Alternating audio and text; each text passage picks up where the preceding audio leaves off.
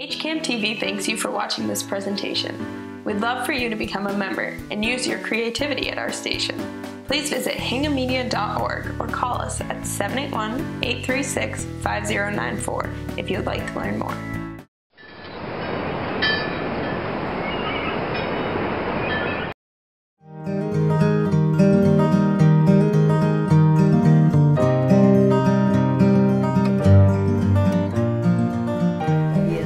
Good afternoon, ladies and gentlemen. Good afternoon. Happy to be in Hingham, Massachusetts, one of my favorite places to be. My name is Alicia Seaver, and I'm the Director of Memory Care for EPOCH Senior Living and Bridges by EPOCH.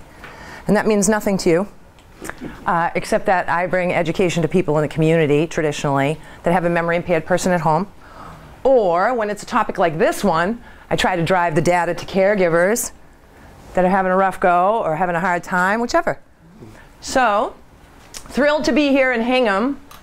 In the door comes Jennifer Trout, who is our new executive director of this campus. So welcome, Jennifer. Hi, Jennifer. And behind her is my old partner in crime, Jennifer Hoffman, who's community relations and so much more.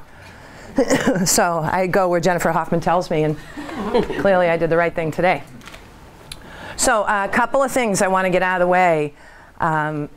First things first, this is my preferred audience. You get that? Because caregivers, without caregivers, I'm not going to get emotional. You know, I met Bobby Orr last night. I feel like, oh, God. It's good stuff. However, caregivers, without caregivers, I don't know where we'd be, and I don't want to think about it. But you can put me in a room with professionals, and I'll do the job, but I'm never going to do it as well as I do in a room full of caregivers.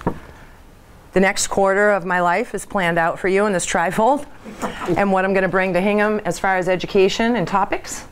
If there's a topic you'd like to explore, it'd be good to let Jen Hoffman know, and she'll work it in.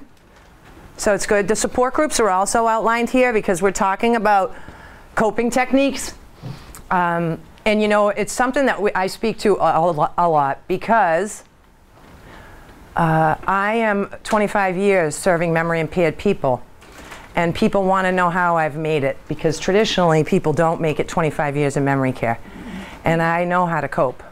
And I have a recipe that works. It didn't always work, but it sure works now.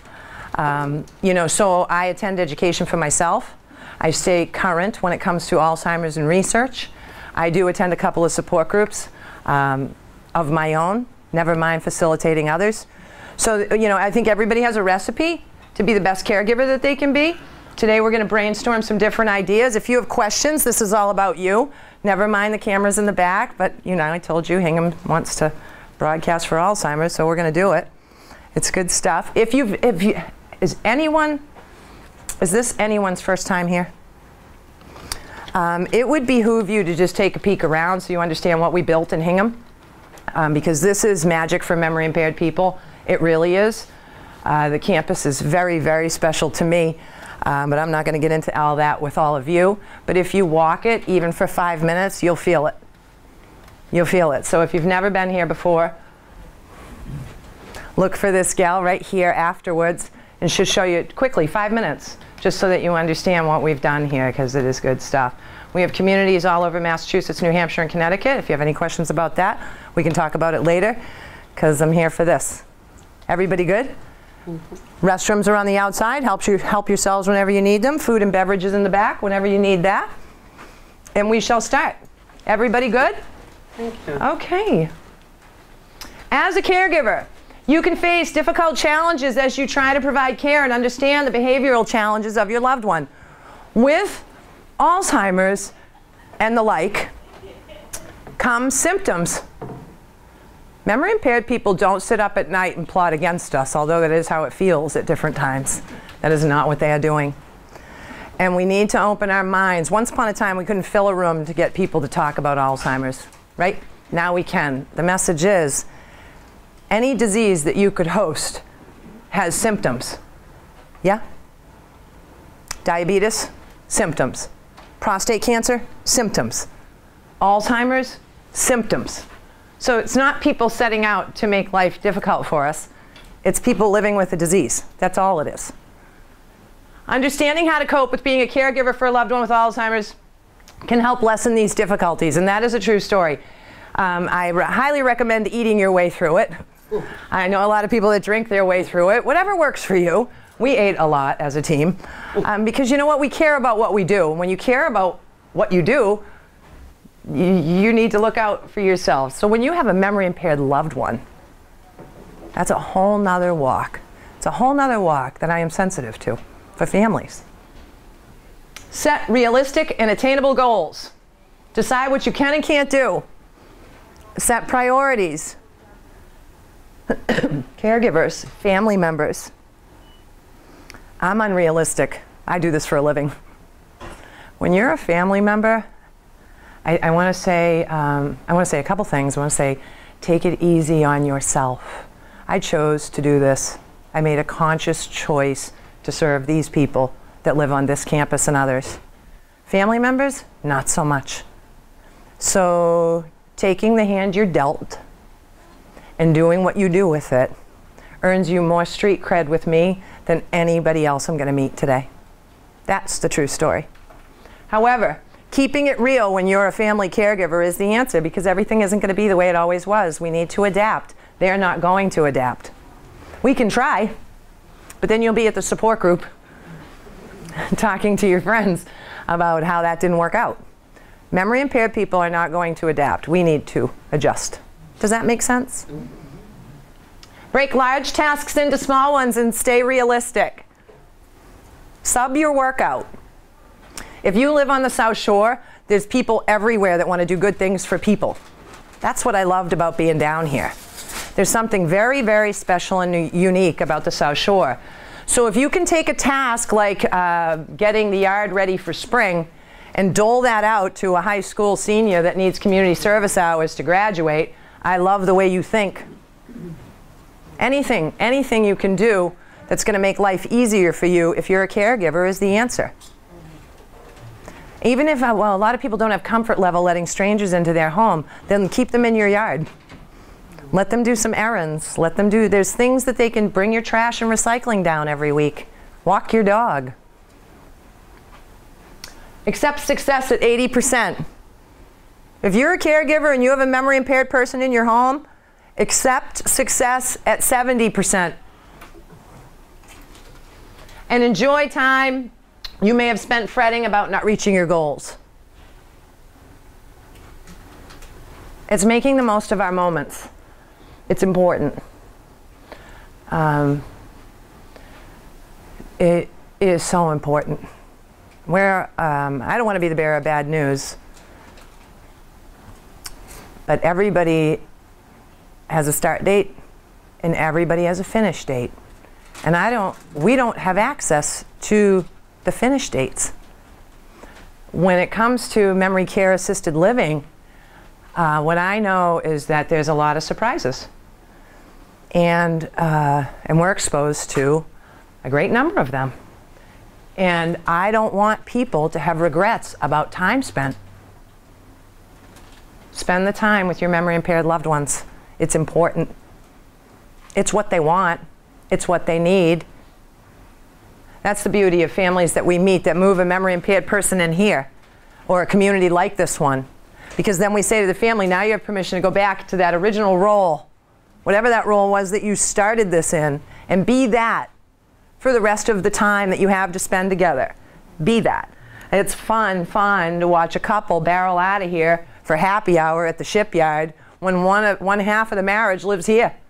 They're making good use of their time. And it's hard for us because we watch families that do other things with time. And then inevitably God calls, and the memory impaired person is called to heaven, and people have regret. And that's hard for me. So accept success at 70% and do great things with the time you have left. If memory impaired people got to choose, they would rather the yard look like trash and spend time with their family no matter what. That's the true story. Anticipate misinterpretation. Try to be clear and concise in your communications. With memory impaired people, repeating things as needed, using the same words or message, this helps. This helps as a means of communicating with them. You know, what works for one is definitely not going to work for another. You know your memory impaired loved ones best. What we don't want is we don't want people spending their quality time frustrated. And caregivers, we frustrate because we want to deliver a message, we want to deliver it once, and we want to move on to what's next. And that's not always the reality for the memory impaired person. You know, if there is a message you're trying to deliver, you know, doing whatever we can to eliminate background noise or anything that could distract a memory impaired person would help. Does that make sense? Although we don't always get that opportunity. I work hard for that.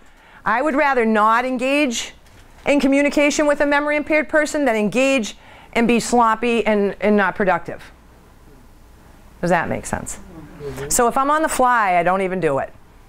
I really don't. I was on the fly this morning kind of running around so that I don't want to engage with residents because I don't want them to feel that. And I don't want to start something I can't finish. So it'll be a slower afternoon. Because then I can give it what it deserves. And it needs patience. And it needs time. Does that make sense? It's a very difficult way to live when you're a caregiver. I once had a mentor. I still have a mentor.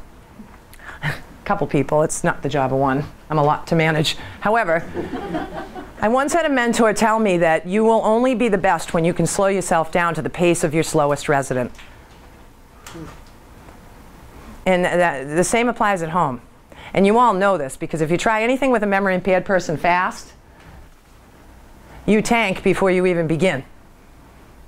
And then you try to rush a memory impaired person because you're trying to get to Mass General for 10:45, and you're never going to make it. So hang it up, and understand that it's a different way of thinking, it's a different way of living. It's better for you, and it's better for memory impaired people if we all slow down. Does that make sense? We try not to run, because running sends a message. What does the message, what do you get when somebody runs by you? Trouble. They don't have time. They don't have time. They're in a rush. Am I the problem? Are they running for me? What's the matter? Well, because you run. Well, there's people that work in these buildings that I say give them a pair of rollerblades, they'd probably be more effective. But for memory impaired people, it doesn't make them feel good. It doesn't make them feel confident. It doesn't help with communication. If there's a rush, there's a rush. Does that make sense? It's a hard way to think if it's not the way you're used to thinking. I like it. Slow is good. Slow is the answer. You know, if you're communicating with memory impaired people, you know, the less pronouns you use for people, for memory impaired people, the better. You know, if you know someone's name, it's good to use it over and over and over again. You know, I love telling residents that I've known for years, it's me, Alicia. How's it going? You look good. It's me, Alicia. Some of them are like, we know. We know. Others, I don't care. I'm letting them off the hook. I'm giving them the data. They don't have to ask me. I'm telling them. And I'm smiling like we like each other. We have good mojo. It's me, Alicia. So no matter how well I know people and no matter how well I know their memory, I do it anyway because you never know when you're going to catch somebody in that moment of confusion. When you're, you know, in memory care assisted living and you're 62, this happened yesterday, and a woman 62 years old, because of what was going on around her, couldn't introduce herself to people because she was nervous, she was uptight, there was a lot going on, and she couldn't do it. And as soon as things started to quiet down for her and she could get her bearings and somebody would just give her the opportunity to process, she could do it. It's more effective. She felt better, I'm sure of it. There's young people everywhere. You know, what are you going to do? You can't fight it. They're everywhere, but we need to be sensitive and we need to give them the opportunity to feel good about what's going on so that they continue to do it. Does that make sense? Or they'll just force their way into it anyhow. Right? Like if you don't give them a chance, they're going to get you to give them a chance. Remember, all behavior has a purpose.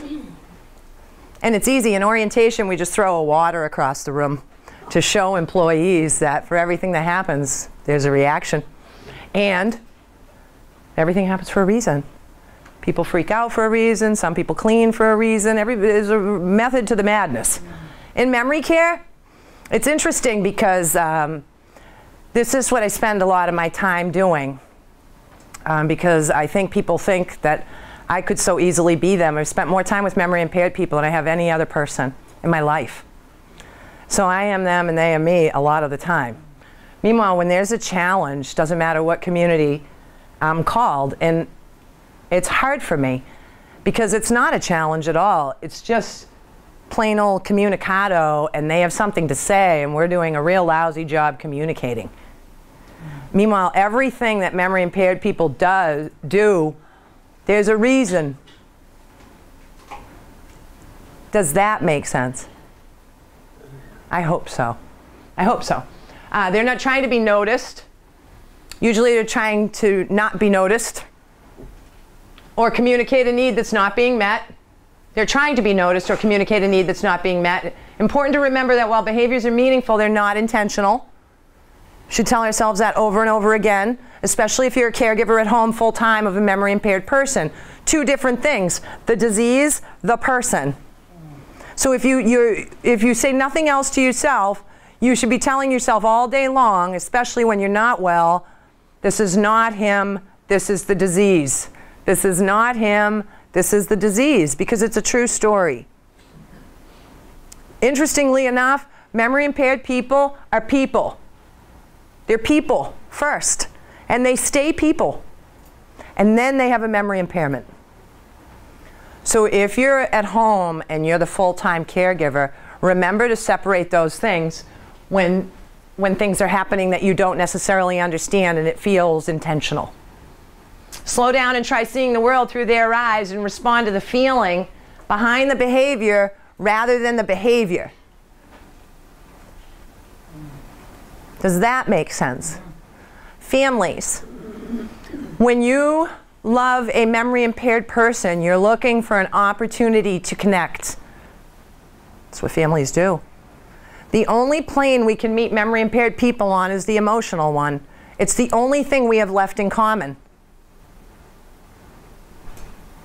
Their short-term memory is squash at best for some.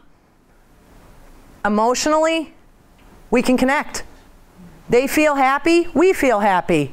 They know angry, we know angry. So identifying with a memory impaired person and how they feel, how human that makes them feel again, I can't express to you. But memory impaired people have feelings. And it's an opportunity for us and a gift to be able to share that. I can see even when it's a hot one, even when it's downright angry, it's okay to say, I can see you're angry. I get angry too. I'd be angry. You'd be angry? I'd be angry. Let's go get a bowl of ice cream and talk about it. It's like, it's what people do. It's important. It's important because I don't want families and caregivers to miss opportunities. And you know, people think I'm like Jack the Knife in Alzheimer's care, and I'm not. But I can sit down and talk about a feeling very simply with a memory impaired person. And that's all they need. And they feel human. You certainly talk about your feelings, yeah? I hope you do.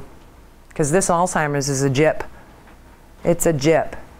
I don't care who you are, what family it is, Alzheimer's is a ripoff, and it doesn't discriminate.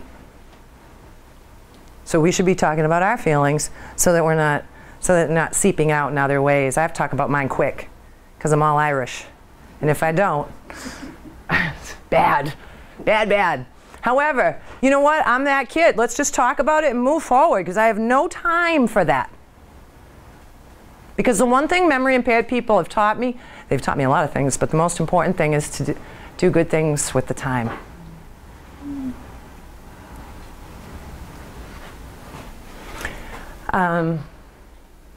Never mind. Here we go. Enjoy the good times. Familiar activities are generally enjoyable to someone with Alzheimer's and the like. I don't know what people enjoy. I don't know what they enjoy. I don't know. I think that this is relative to you. And I think that what I enjoy is I enjoy the husband that trusts me and my team enough to place his bride. And he's been the caregiver. In 3-4 weeks' time, he starts to look like a different person because he's not the caregiver anymore, primary caregiver, we are. And then stranger things start to happen, like they start going out together and stuff. And you watch the joy of the marriage. That's good stuff, you know. And that's what I want for people. And because I know that's what memory impaired people want. And the lady I'm thinking about, how she lit up when he came here to take her out for that special glass of wine, because that's what they used to do. And now that he's not the caregiver, he can do it. That's serving the disease a good cup of shove it. It really is, because that's like saying, oh, you know what, there's life here. This is my bride, my spouse, whatever. And we want to get to what's good for us. And what's good is a piano bar with great music and a good glass of wine. Like, the same with adult children. You know, I'm an adult child. There are a lot of us out there. And I want to spend good quality time with my parents. Not caregiving hours, right?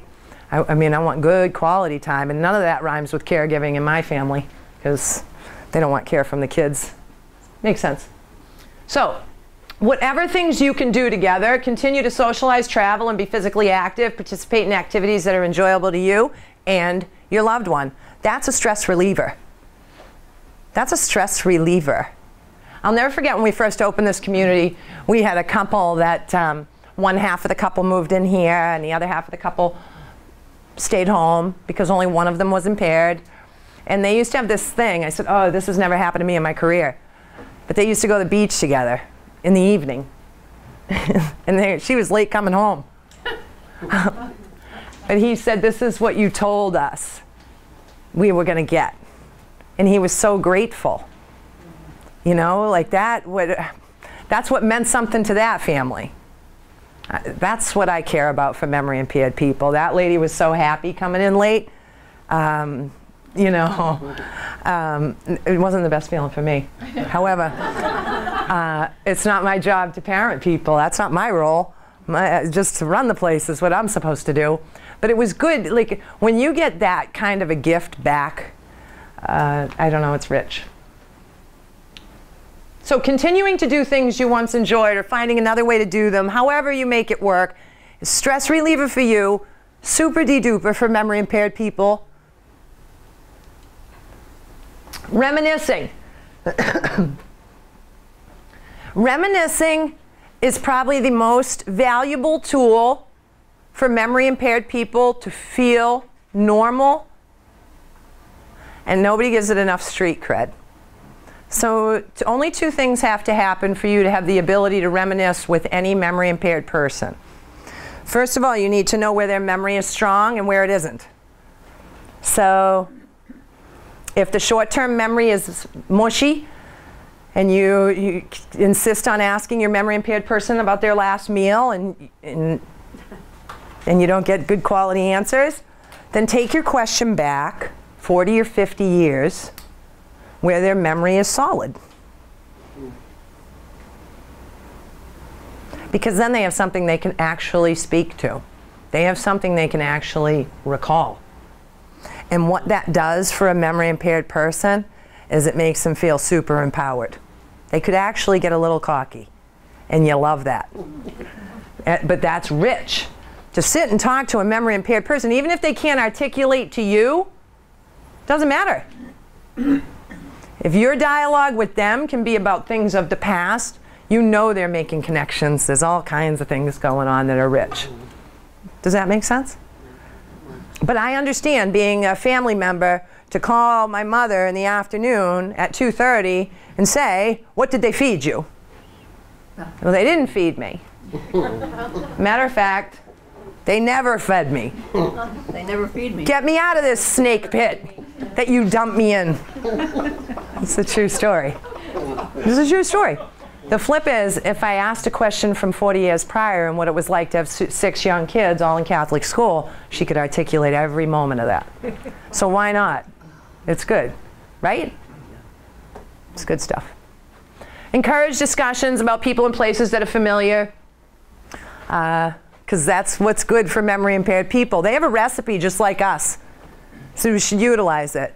If there's names they like to hear, if there's certain words they like to hear and you get a smile, use those words even when they don't make sense. Because you know for some reason it brings joy.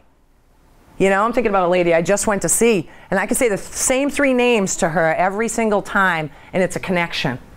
And I don't even know what they mean, and I don't need to. I just wanted to connect. I'm just looking, that's all I care about is that emotional connection. Family videos for memory impaired people are like a gift from God. And I mean that. Photo albums too, not current ones. Current ones are confusing. Current ones, we're not sure if those are our children, if these are our grandchildren, whose children are these. It's a lot. The old stuff, when you see a woman look at her wedding photo, oh boy, it's good stuff. Especially when she's like, did I really marry him? He married up for sure. Where is he? Where is he? I'm starting to get a little silly. However, the other thing that we see a lot of, and I love families when they have the time to do this, is to take a photo album and actually have the younger generation, because what are they going to do otherwise, label with a Sharpie who's who. Because that becomes such a gift. When memory impaired people can just flip through an album and see the names, and it's all laid out in a lovely way like a scrapbook, so it's not an intentional douche to the memory, it feels good. And then it helps the staff at Bridges by Epic at Hingham, there's my plug, to identify who's who in the photos. It's good stuff. Because you can only talk about a photo so long, but if you know it's Susie, and then you're like, it's good. Or Summers, you know. My book is going to be hysterical. And then allow them an opportunity to tell you what's real in those photos. Make sense? It's good. I don't know if there's anything more rich to do with time. And what that makes caregivers feel good, makes memory impaired people feel even better, which then makes caregivers feel super. Be flexible. Easy, you probably want to throw eggs at me at this time. Go with the flow and bend with the wind. Go with the flow and bend with the wind. Because rigid people don't do as well as people that can be flexible. And if you know a memory impaired person, you know that flexibility is the answer for you. You just keep trying to force the hand. And I get it. I did that for the first half of my career. No success. Wonder why I stayed in place. However, this is in everyone's best interest. To be flexible. Go with the flow, bend with the wind. Remember, Alzheimer's is a progressive disease. It's progressive. It never stops. It may look like it's stopped, and it's moving. It may even be moving faster. But it's progressive. The other thing is to be sensitive that memory impaired people, some of them can feel it. And I'm sensitive to that. Your loved one's symptoms and needs will change over time. What you deal with today is not what you're going to deal with forever. It's going to change, which is why flexibility becomes so important. Because we just train a family to live with the symptoms they have, and that next Wednesday they're all going to change. If strategies or techniques aren't working, really? Stop. Stop and find new ones. The best way to find new ones is to just go to a support group, not talk and listen to everybody else. And you'll leave with 99 other people ideas for free. Seriously. Cup of coffee, little snack, ears open, and it's like solution central. What family members learn in memory care as professionals, they've got us beat. They do. Because they're home living it, and they don't have a choice, so they have to make it work. So what they try and the things they're doing to make life easier for their memory impaired loved one or themselves, whomever, try it. I love that. I love a woman that says no. I'm like, do you have anything you want to share? No. Perfect. She's gathering all the information. That's perfect. Make time for yourselves. Another joke. I'll tell you what, I'm a better professional. I'm a better person in general if I reconcile 30 and 30. And I do. My nighttime reconciliation's a little longer than my daytime, my morning. I don't do much overnight, but sleep. But I need to get my head in the game, and I need to understand where I'm going and what my mission is. And I need to do the same thing on the other end because I make a lot of mistakes, especially in memory care. Because I'm so passionate for the person with the diagnosis, I sometimes forget everybody in the middle. And that's a true story. So I need to spend time with myself so I can be the best self that I could. So I have something to give you at noon. Does that make sense? I'm so worried it doesn't make sense. It all makes sense. Good. Well, you're very polite. You'd say that anyway. I've met you. I'm Catholic. This isn't the place to drop all that. You are a riot. You know what? So am I. However, 30 minutes, 30 minutes. And I do it like, I can feel when I don't do it. So I don't know what people do for themselves. The answer is do something. Do something more than what you're doing now, even if it's 15. I know a woman in the Westwood Market, she locks herself in her bathroom because it's the only signal her memory impaired husband understands. And if it's locked, you wait. I can't wait for my husband to get that memo. I need that to happen in my life because her 15 minutes, that's her sustenance. She needs it. And I know she needs it. And I love that that's the way she gets it. Whatever you can do. They need time too, but that's a different presentation. Go for a walk, visit a friend, retreat to a favorite place, get back to some spiritual roots. That helps a lot of people. I'm not here for that topic today, but I should be on another day. Because if you're spiritually connected and you're not utilizing those connections, dealing with a memory impaired person, you're missing a whole basket of tricks. I'm praying in the hallways. Believe that. For them, for me, and everything else. Because it's what works for me. Whatever works for you. And then Doritos for breakfast.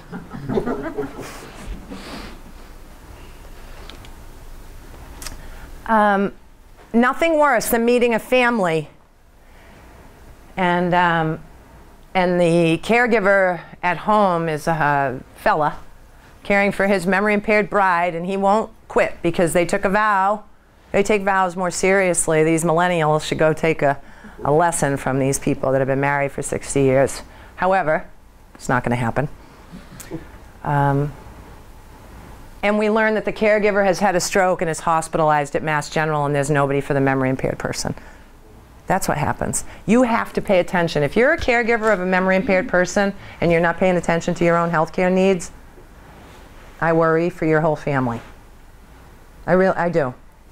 So your general physical well-being affects your I'm going to promote this now because I just had my physical after opening this campus. And the lady told me she thought I was into sports, or she was like, you're an athlete. I'm like, oh. And I'm not an athlete at all, but I thought that was awesome. You have to pay attention to your body. It's wicked important. And what caregiving, nobody understands the toll that caregiving takes on people. But it takes a toll. So pay attention to your appointments. Your general physical well-being affects your outlook and ability to cope, for sure. Eat proper meals, exercise, keep up with your own appointments because you're worth it. Become an educated caregiver. Learn as much as you can about your loved one's disease, and then some. The more information, the better caregiver you'll be, even if you're not a full-time caregiver anymore. The more educational presentations you attend on dementia, not just mine, go to other people's. There's a lot of great people out there, but the more information you have, even if it doesn't apply now, is going to help you be a better caregiver tomorrow. That's a true story. That's even true for me. It's true for you. Learn what to expect so you can manage the present and plan for the future. Well, that's hard for me because everybody doesn't do this the same way. And everybody's memory impaired loved one doesn't walk the same walk. You know, every family, every individual is an individual. That's the beauty of this. But education is the key. Here we go. Here's the hard slides. No, ask for and accept help. It's hard for some people. It is. There's a generation that I think of that comes to mind. It's very difficult. They don't want to be that. They don't want to be in the position to ask. They don't want to burden their adult children. They have families of their own. There's 101 reasons why people don't do this. The trick is, it's important. Get support of family and friends. Make a list of small tasks that somebody else could help you with, like going to the grocery store. That wouldn't work for me, but maybe that works for you. It doesn't matter. Find something else. It's so funny. I have an aunt who's having several health issues in Belmont, Massachusetts, and I said, what about Meals on Wheels? And I thought she was going to drop me right to the floor. I said, I don't care if you eat the food. I really don't. But once a day at 5 o'clock, somebody's going to lay eyes on you, and if you don't answer the door, they're going to call me. That's better than Lifeline. Mm-hmm. Like, so, you know, I love a lady that says, I'm never going to get Meals on Wheels. I'll get it for him. I love that. So you're going to give your memory impaired spouse the meal on wheel, and you're not going to eat it. Have you seen it? I'm sure it's not top notch. I'm not trying to say that. I get it. I use it for whatever reason you need to use it if you don't use it. And you could benefit. Like this, I love the eyes on thing. I love that. I just love another knock on the door if, you know, you're living alone and you're a risk. So, whatever. There's small tasks people can do. There really is. Weed. You know, things in the yard. Things that take time that you don't have the time for anymore. It's the answer. Talk with someone about how you feel. Because if you don't, I don't know what happens to you. I'd love to ask you, but the cable guy would fold at that time. Because everybody has feelings about this memory impairment thing. You know, adult children are afraid if they have a parent with it. Spouses are afraid because they don't know what's going to come next. Like, there's a lot of fear and feeling around memory impairment. And if we're not talking about it, what are we doing? It's scary. I get it. The flip for me now, like I'm meeting these young people, young. There's a woman in her 50s in our Westwood, Massachusetts building, and she is so angry. She should be angry. Talk about a jip. It's a jip at 80. It's a jip at 50. And no one ever had it before in her family, so there. But again, to allow her an opportunity, the memory impaired person an opportunity to vocalize their feelings, we do that with support groups. We host support groups for memory impaired people, so long as they want to come and so long as they can benefit from talking about their feelings. For others, it wouldn't make a difference, and you understand that. We need to talk about how we're feeling. It will help. Develop oh yeah, I read that. What about a support group? We should call them something else and we would have better attendance, I think. I think that because we call them support groups, people are leery, especially men. There's not a man on the planet that wants to go to anything that says support. Just doesn't even make sense. And I get it. Call it a memory cafe and the room will fill because everybody wants to know what that is. We're going to host a memory cafe. And it's a support group. We tricked you. Women will come. Women will come because women, we've been talking, we finally found somebody to listen. It's interesting. What you get out of these groups, it's good special stuff. It's people, first of all, you're not alone. People walking your walk, people that have already walked it, people that are gonna walk it, It doesn't matter to me. It's people helping people. And the ones here are so special. I sat in, used to host them, and then, however, reconnect with these people, and the facilitator does zero. It's people helping people. It's, oh gosh, I just lived that, and this is what we did, and don't use those people, use these people, and this is what we did. Go to the Alzheimer's Association website. They have support groups everywhere. It's a great resource. You can go to them online. You don't even have to physically attend. If you're a caregiver that's strapped to the house, but you have a computer, you could hide behind that. Love that. A lot of people are utilizing that. Helps you regain inner strength, meet other caregivers, share stories, and learn from their experience. Like, I don't know, I've never as a facilitator or an attendee, I've never left a support group and gone, wow, I feel worse about this. Like, I can feel sad and all those other things, but I don't know that I've ever left one and said, like, I feel worse. I would try it. The ones here are soft, meaning we're not going like this. You need to talk now. We don't do that. It's, if you want to share something, share it. And if you don't, hush and go home. Either way. And we feed you at Hingham, no matter what. It's still a food-driven community. I love that that stuck. We don't do anything without serving food. So, and you can bring your memory-impaired person, and they can go mingle for an hour, and you can go to the support group for an hour. If you want. If that works for you. Every family is a little bit different. Resources. Home-delivered meals. Consider Meals on Wheels. We talked about that. Home health and homemaker services. Professional aides and nurses in home care. Can also offer assistance with personal care services. There are a couple of friends of mine in the room that are connected to said companies. I will give them a chance once I'm done to introduce themselves to you so that you understand who they are and what agencies they work for, because they're very special and we know them well, and I wouldn't make a recommendation otherwise. So we'll do that in a minute. Information for caregivers. If you're internet savvy, these are some great sites. National Family Caregivers Association. A lot of good data. This one's better. Opinion. Family Caregivers Alliance. Elder Care Network. The National Alliance for Caregivers.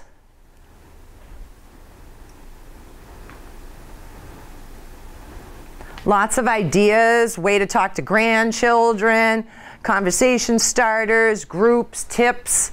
I'm in the way. There's a lot of support out there. If you're not open to these, the Alzheimer's Association website is rock and roll for caregivers. It really is. There's a lot of great data out there for people. Everybody get this in your shorthand? Perfect. There. You made it. Is everybody okay? Yeah. Good. Good. This is an opportunity for you. Always leave a couple of minutes at the end. What I want you to know is we work very hard to keep things timely because we know traditionally caregivers don't have time. So I did a pretty darn awesome job, just saying, on the time. The content's up to you. If you have questions, we're here. If you don't, that's okay too. Did I forget anything? It's a miracle. Yeah. Thank you very much for coming. You are welcome.